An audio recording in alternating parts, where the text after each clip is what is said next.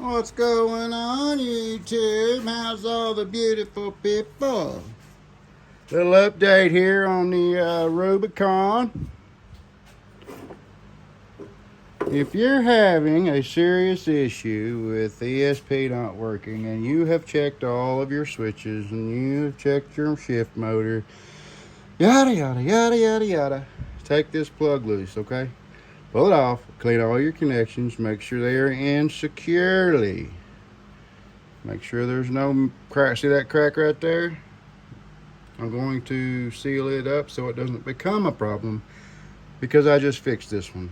For years it's been not shifting and they've been using it in first. Just fixed it. Bad connections here, okay? No communication. I almost screwed up because I got up there so excited I started it. It was not flashing codes. It was not. I put it in gear. I forgot this is all-time four-wheel drive, and I almost ran over myself and drove it off the lift. So don't get too excited, but I am excited to have this fixed.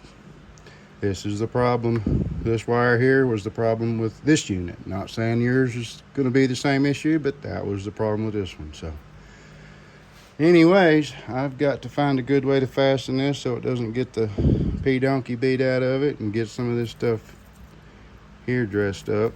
But yeah, that was the fix on this one. So I'll update some more once I get it put back together, get it off, and we get to test it out on the ground. Look at here, people. Alright, y'all see that? D1, D2, and then I don't know if you can see it or not, but it says ESP.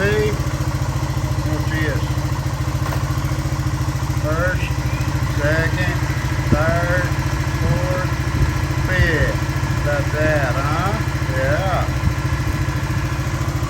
The wire was it.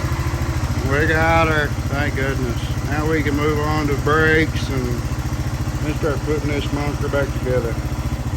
Like and sub, you beautiful people.